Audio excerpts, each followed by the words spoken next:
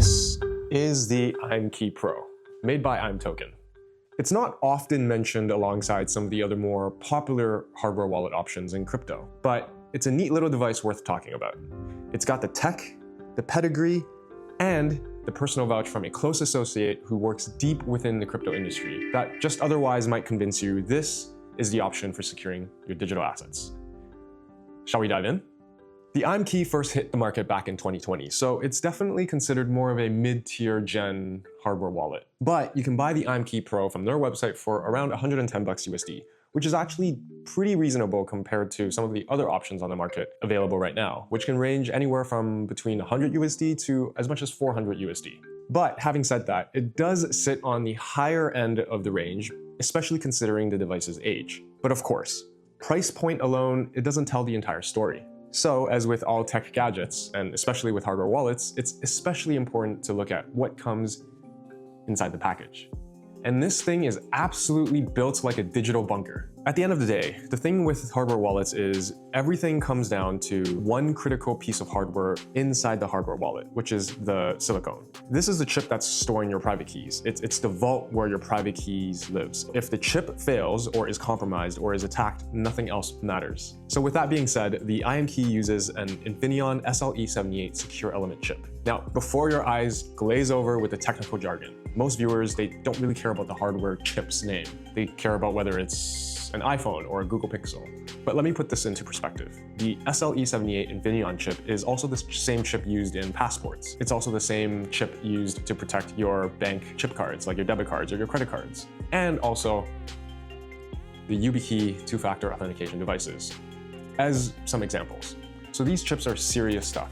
It's also EAL6+ certified, which is about as high as you can get for consumer-grade hardware. So for a previous gen wallet using something like an SLE78 Infineon chip, this thing actually stands very, very tall.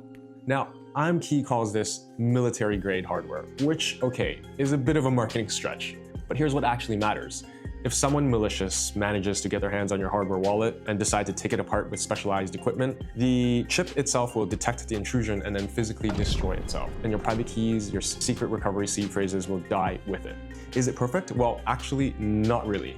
The SLE78 chips in YubiKeys, for example, they have been compromised before in a controlled environment experiment. But we're talking 007 Bond villain-esque specialized equipment. So for most regular users, the attack surface is essentially theoretical. Second, we need to talk about one of crypto's dirtiest secrets, and it's called blind signing. So here's a nightmare scenario. Imagine you're at your computer with your hardware wallet and you want to perform a simple token swap. You go through the process, the front end prompts you, you click sign, which prompts your hardware wallet, and then you sign something on your hardware wallet.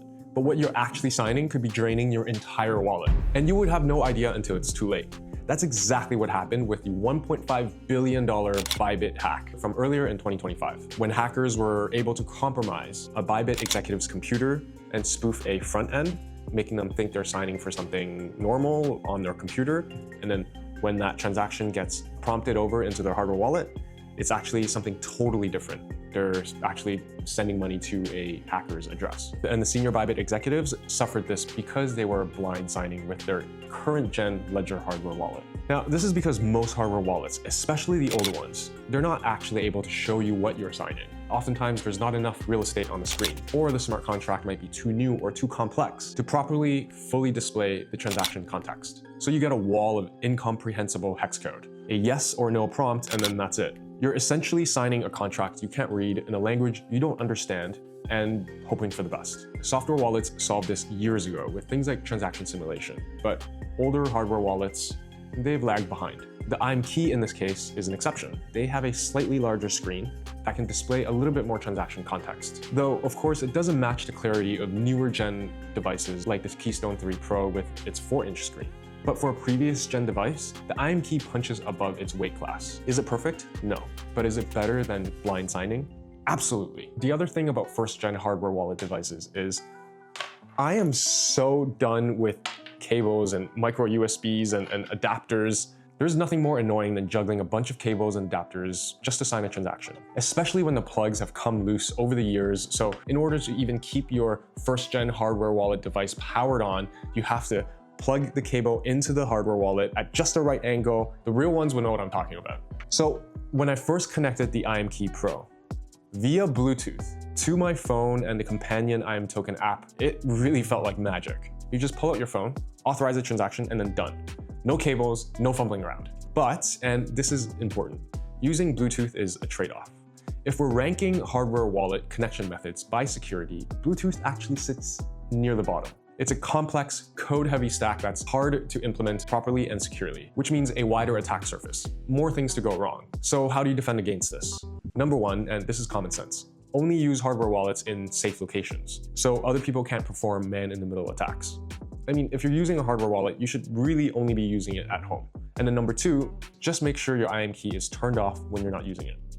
Pretty simple. Now, one of the best, most trust-building things a hardware wallet team can do for their community is fully open sourcing everything. The logic is simple. The more people can look into your code and audit it and identify vulnerabilities, the quicker fixes can be deployed. Sunlight is oftentimes the best disinfectant. But this is where imKey catches a little bit of a stray. They've open sourced the imToken app and the core wallet logic. You can audit all of that.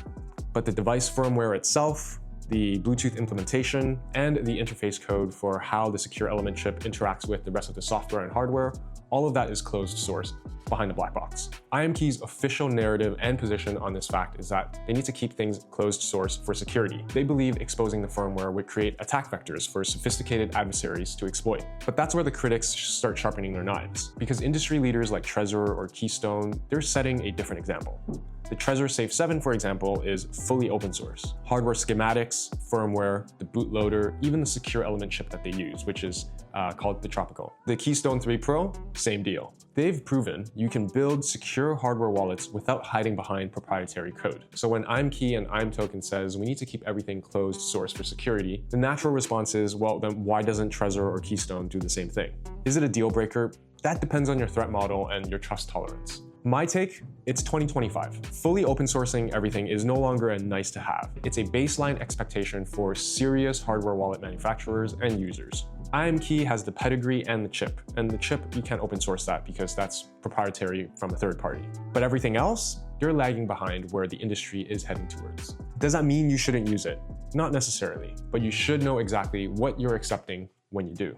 So I hope by now everyone understands how important it is to secure your secret recovery seed phrase. No matter if you're using a software hot wallet like MetaMask or Rabby, or you're using a hardware wallet like imKey or a Trezor. But here's the thing, imKey adds one more layer of security. And honestly, this one is a little bit controversial in my mind. They have a thing called the device binding code. Think of it like a secondary seed phrase that you have to remember every time you want to connect your imKey to the imToken app on a new device. It's an extra layer of security, for sure, but it's also another thing you shouldn't lose. In my experience, I've forgotten my binding code before, and let me tell you, it's a bit of a headache. You'll have to dig out your secret recovery seed phrase and then set up your hardware wallet all over again. So you're not just securing your seed phrase, you're also securing your binding code as well. Now, is this extra security worth the hassle? Again, it depends on your threat model. But if you're using the imKey with the complementary imToken app, the binding code is non-negotiable, and you need to secure both. Okay, that was the security part of the imKey. Now, let's talk about something a little bit more superficial, but actually matters more than we think. How this thing feels in our hands. When you pick up a first-gen hardware wallet, the thing feels cheap. It's flimsy, the buttons are loose. First-gen hardware wallets, they feel like a toy that you might pick up out of a cereal box or a Kinder Surprise. In fact, my newfound addiction, Beyblades from Beyblade X. These things feel more sturdy and premium than first-gen hardware wallets. Now, that's saying a lot. Now, you tell me, does using cheap plastic first-gen hardware wallet devices inspire confidence when these things could be holding the keys to your entire life savings? The imKey is different in this respect. It features a zinc shell with a polycarbonate faceplate. It's lightweight, but with a touch of premium feel thanks to the zinc shell. It's sleek, it's got a thin profile, and I know this sounds superficial, I'm not reviewing a luxury watch, but there's actual psychology at play here. The device that protects your assets should itself feel like it's worth protecting. The imKey is marketed as thin enough to fit inside your literal physical wallet, which, okay, who's actually carrying their hardware wallets inside their physical wallet? But the point stands. This thing is portable without feeling fragile.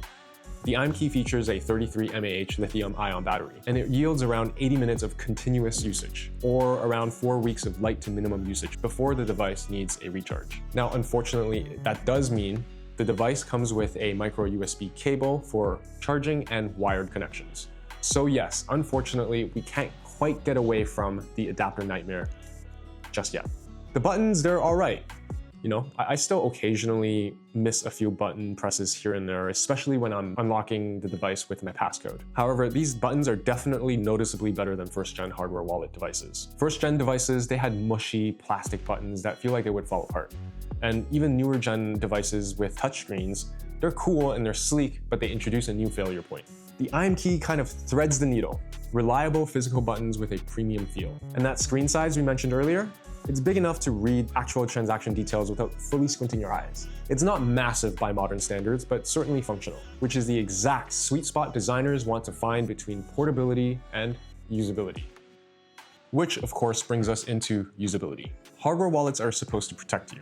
But if using one requires you to bust out a bunch of cables and then it feels like you're defusing a bomb every time you just want to swap a token, are you really going to use it? Or is it going to just sit in a drawer while you continue to use hot wallets like MetaMask or Rabi just because it's faster? The imKey in this respect puts out a different offer. It really emphasizes a Bluetooth native mobile-first experience. The whole idea of the hardware wallet is designed around the phone, not the computer, which, when it was first released, was relatively uncommon at the time. Now, you might be asking, wait, I'm supposed to use my hardware wallet with my phone in public? Isn't that insecure? Remember, your keys are still offline, secured in the secure element chip, and the Bluetooth connection only handles the transaction, not your private keys. So it's at least more secure than using your hot wallet on your phone, and significantly more convenient than being tethered to your desk.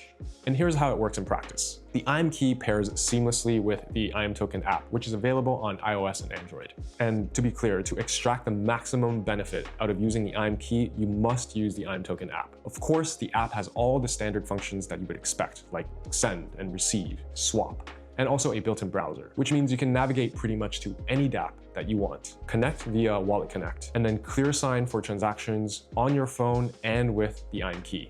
Done. No cables, no laptops, no messages and phone calls to your friends and counterparties saying, oh, hey, I'll send you the rest of the funds when I'm back with my computer and hardware wallet tonight. Which, trust me, I've sent my fair share of. And it still holds up well today, even compared to newer wallets. And as for desktop users who might not want to use the imToken app or just prefer a wired connection, you're still not left out. You can use the imKey with your computer. It just requires a more traditional wired micro USB connection through something like Rabi. Which, look, I get it. A wired connection works. But once you've experienced the wireless flow, it's really hard to go back. Wired connections feel like a significant regression. Chain support is solid too. The imKey supports a wide range of layer 1s, including Bitcoin, Ethereum, Polkadot, Filecoin, etc., and also supports a bunch of EVM layer 2s, including Arbitrum, Base, Optimism, Polygon, although I don't really think that's considered a layer 2. The biggest omission? Solana. So hey, imToken team, if you're watching, Solana support. But for EVM users who actually want to use their crypto without feeling like they're at a 1995 desktop workstation, the imKey absolutely nails the experience. So here's the question you came here to get the answer for. Should you still buy the imKey Pro in 2025 and 2026? Well, it's got a great security chip. It's clearly designed for a mobile-first experience. It has clear error signing. It really does feel very premium and it's very sleek. And it's affordable. But then on the downside, it's considered previous gen at this point. It's got the riskier Bluetooth connection. It's partially closed source, and you have to deal with binding codes, and you have to connect a cable if you're not using the imToken app. Listen, the most important takeaway, above all, as a newbie crypto user, is that you're using a hardware wallet at all. So from this perspective, if you're a beginner and you're looking to get your first hardware wallet, any hardware wallet is a massive upgrade. Genuinely, don't let perfect be the enemy of good. Getting your private keys off an internet-connected device is the single best decision you can make for your crypto security. But if you're a veteran power user in crypto, you know there are newer chips, fully open source alternatives, wider integration support, and even QR code air-gap superiority in devices like the Keystone 3 Pro. The imKey can be considered previous gen tech at this point. and it does show in some areas. But here's a one thing that keeps imKey at the top of my mind. In my earlier crypto years, I became acquaintances with, let's say, someone that's deeply entrenched in the Ethereum Foundation. And her endorsement of the imKey is all I needed to hear. Out of all the available options to her, the Ledger, the Trezor, the Keystone, etc., she explicitly chooses the imKey. So when I think about someone at that level of the ecosystem with that much to protect and that much at stake, and she chooses the imKey, that tells me something. That tells me that despite the closed source firmware, despite the aging hardware, despite its limited integrations, there's something about this device that earns the trust where it matters most. Is it the right choice for everyone? No. But is it worth a serious look? Absolutely. One last thing before you click that buy link. Supply chain attacks are real. If someone manages to intercept your package, physically tampers with your device, and then delivers it to you while you're completely oblivious, GG no re. They own your keys before you even set it up. That's why you should only buy directly from the hardware wallet provider / manufacturer themselves. No Amazon, no eBay, no resellers. I've linked the official site in the video description below, which is my affiliate link with imKey. If you're gonna buy an imKey, please consider clicking that link. It costs you nothing extra, it supports my channel, and most importantly, it keeps you safe. Now, hardware wallets, they're only half the equation.